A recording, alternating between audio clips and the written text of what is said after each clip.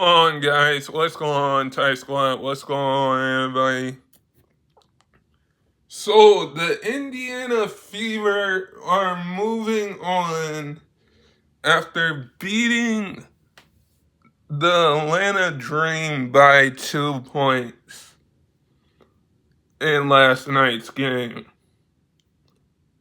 And this game was really, really tense to see both of these teams play for for their season on the line.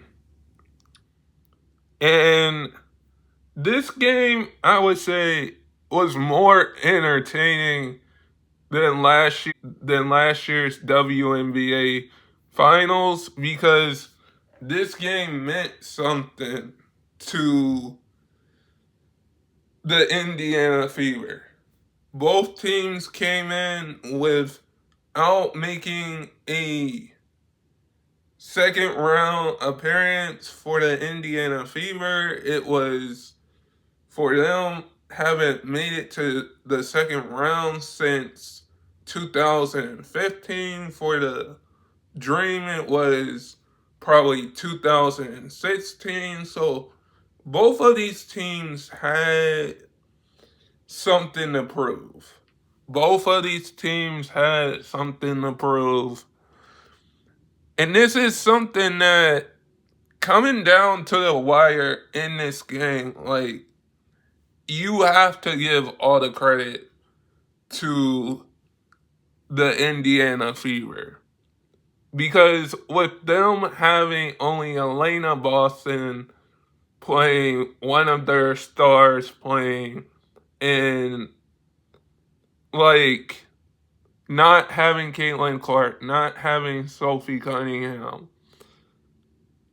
you're kind of like saying, what did this team, what statement was the Indiana Fever or the Atlanta Dream was going to make in this game? Like, it was it was interesting and kind of tough to see this game because both of these teams really wanted it. Like, when you haven't made it to the second round since 2015 for the Indiana Fever, and you haven't made it to the second round for the Dream in 2016, this meant something. This meant something to the Dream, like not having Caitlin Clark playing, not having Caitlin Clark in the playoffs this year because of a groin injury. Like, we know what Caitlin Clark can bring when she's on the basketball court. But having the Indiana Fever and other players step up last night, like Elena Boston, like Kelsey Mitchell, like Lexi, was just like Sims, was just like, it was, I think that team, like, just showed up more than the Dream. Like, getting to the way that, I get that Elaine Boston and Jones got into it on a foul that was upgraded to a foul for Boston and a foul for Jones after they got tangled up in the fourth quarter. I get that, but I don't think that is still a basketball play, if you ask me, between Jones and Boston. But getting tangled up and seeing like that foul a second time, I would say it's still a basketball foul. Like, Elena Boston is a good WNBA player. And when we look at like that foul and we look at how this game came to be, it was an interesting game because you had both teams that hasn't made the second round for a very long time. And we all knew going into it. No Caitlin Clark. No Caitlin Clark. Like, the dream was more, I would say the Atlanta Dream had the home court advantage. They had the home court advantage.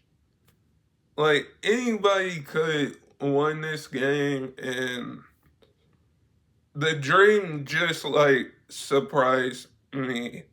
Like, if you're going to go out there without one of your star players in Caitlin Clark that was in the MVP conversation last year as a rookie and won the Rookie of the Year last year and came in this season, wanted to be in the MVP discussion this year.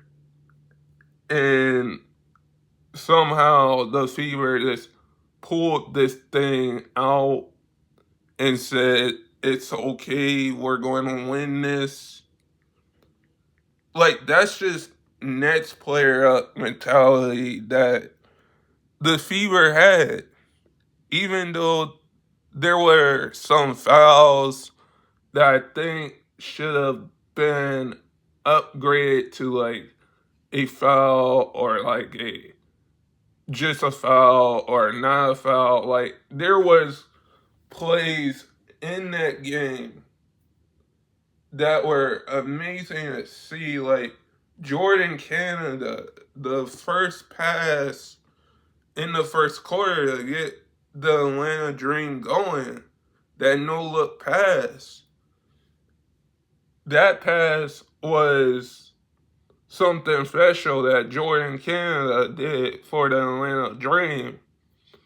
Like, Alicia Gray coming back from having 9 points in game 2 to having 19 points and 11 boards, I think, last night. But, like, she was in foul trouble for the Dream. She was in foul trouble. Like, the playoffs are so different than the regular season because you honestly know that when you are on this thing that your season is on the line. Like, the WNBA playoffs, the new format, is 3 games in the first round. The best of 3 in the first round. Best of 5 in the second round. Best of 7. I really like this format because if this format was implemented last year, which over the years for the WNBA, it was 1 game, the winner moves on, and then the other team goes home. It was 1 game. The atmosphere that I saw from the Golden State Valkyries crowd, the atmosphere from the Fever's crowd, from the Dreams crowd, was just amazing to see because we didn't see that over the last few years, where if somebody had a third game, that atmosphere for that crowd, for that home team, would be fired up. And that is what we saw in the Valkyries Minnesota series. That is what we saw in this series as well. And in the New York series. Now. But when you say that the atmosphere this year is totally different than years past. Because if you could say that there was a third game, there was the best of three when Candace Parker played, when Candace Parker was in the W, when Sue Bird was in the W. Then we would look at that and say, okay, this is something special, that this is something that we seen. This whole new format that we're seeing now, that the WNBA commissioner implemented, is amazing. Because now we're going to see every year when the playoffs happen, how the crowd gets. We're going to see how the crowd gets into a atmosphere like at Game 3 or in the best of 3 at Game 3, who's ever the home team, at the in the series of best of 5. If there's a Game 5, how does that crowd get fired up? How does the best of 7 if we see a Game 7? Like, the crowd is going to play a big part, and I think with this being implemented, it's more of, okay, we want to see how the crowd is. We want to see how these teams that make the playoffs, like either the same team every year or a different team makes it, like plays through an atmosphere where your season is on the line instead of having one game in the playoffs where you go home if you lose. Just having like that best of 3 series, having that best of 5 series, having that best of 7 series for these WNBA players is amazing to see. And like we saw in, like I saw in that game, it's more of a turning point for the Indiana Fever, where they got to celebrate. They got to bring that energy on the court last night. Like, coming into Atlanta and saying, we are going to beat this team.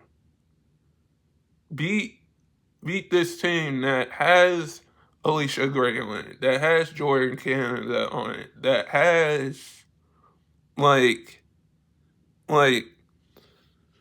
Brittany Griner on it, that has Jones on it.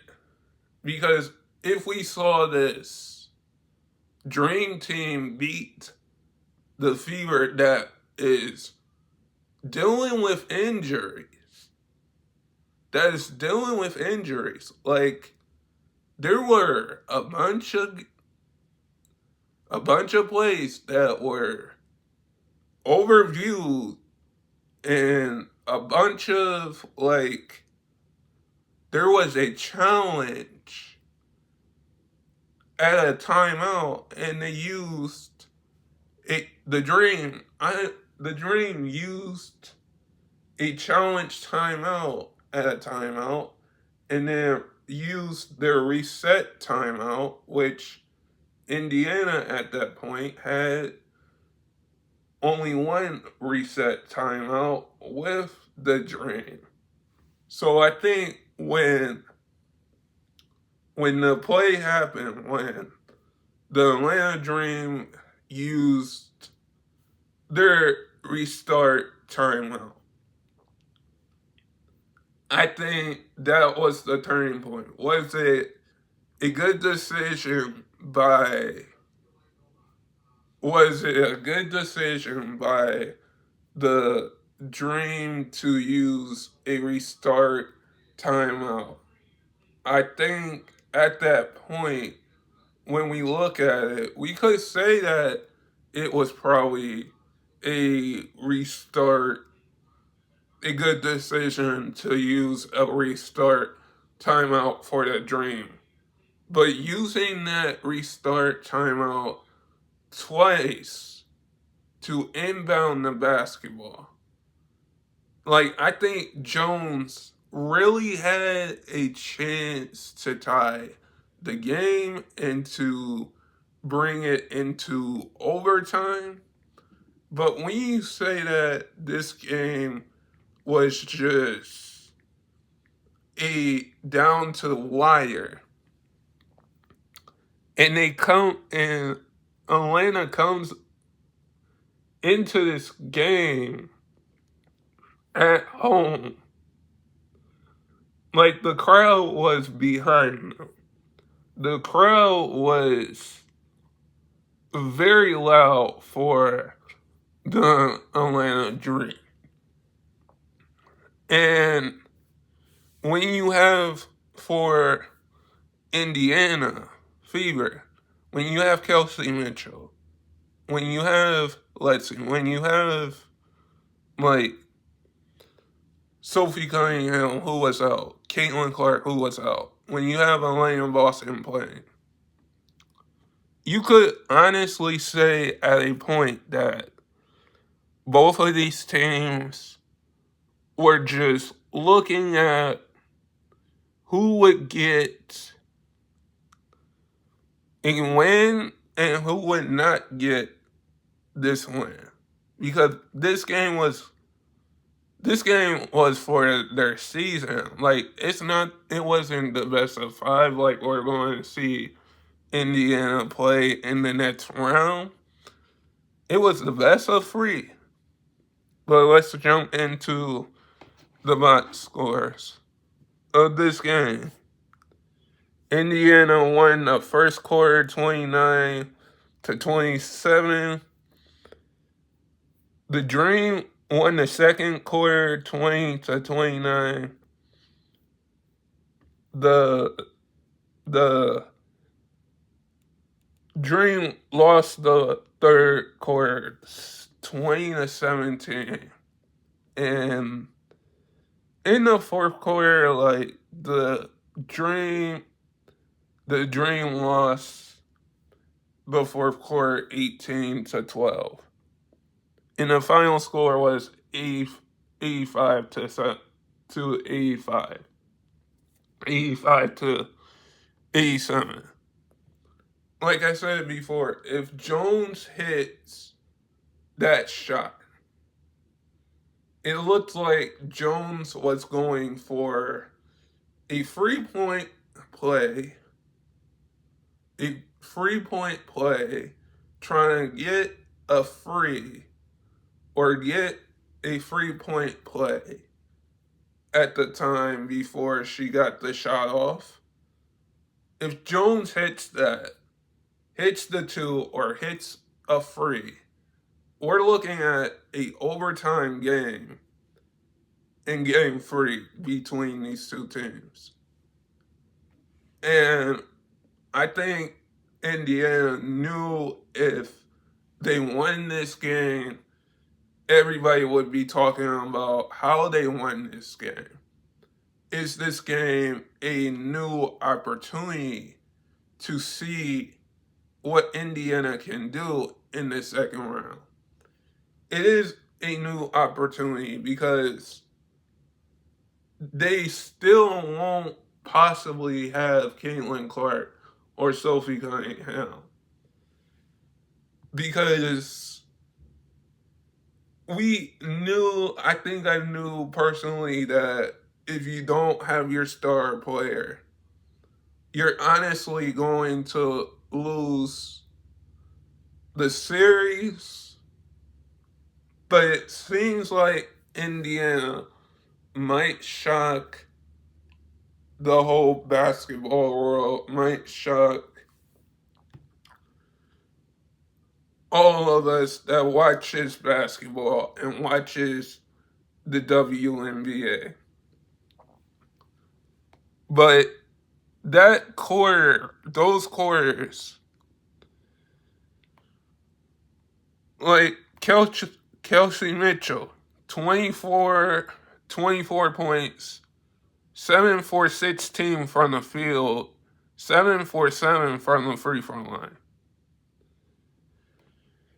Alicia Gray, 19 points, 9 for 15. She was really in foul trouble this game.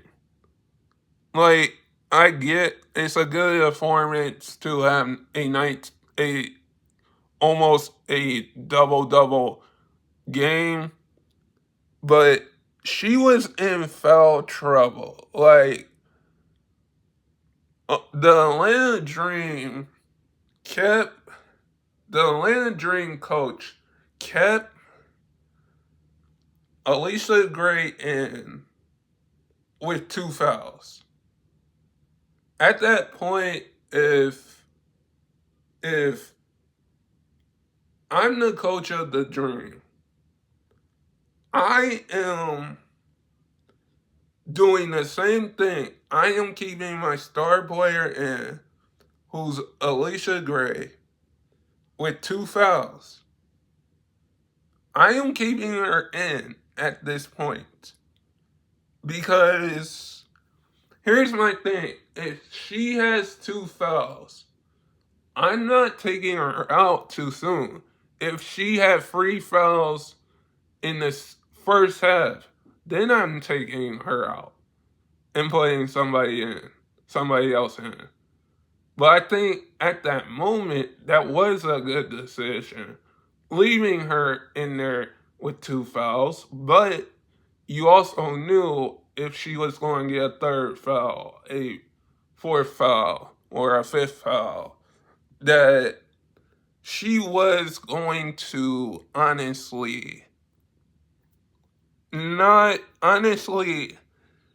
not going to be able to get back into this game. Like, when we look at that and we say, well, leaving some, like, saying that Alicia Gray stayed in there with 2 fouls, and others will look at this as, well, you should have taken Alicia Gray out. Here's my thing. In basketball, if you have 2 fouls, like, you would leave either if one of your players, or if you have 2 fouls, would you want to stay in the game? Yes. But I wouldn't at this point. If I'm the WNBA coach, I wouldn't take her out. I would leave her in with 2 fouls.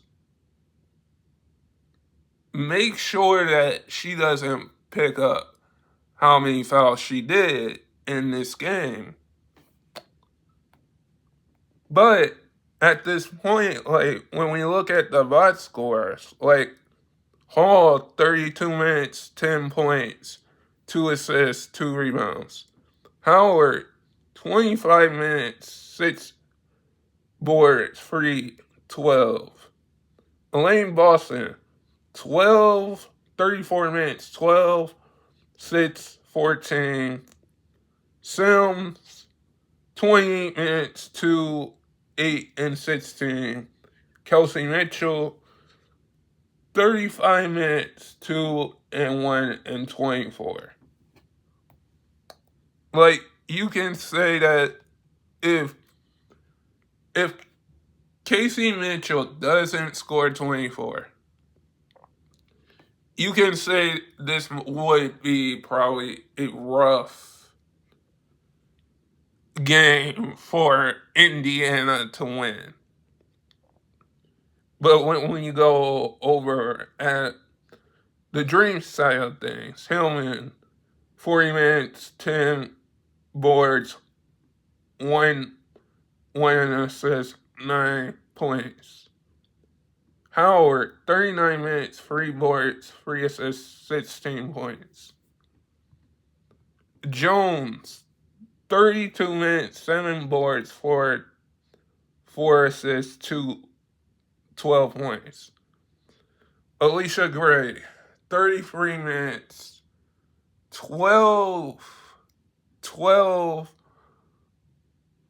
rebounds, 1 assist, and 19 points. Like, she was in foul trouble. If she wasn't, I would say she would have scored probably 30 and still put up 12 assists for the Dream.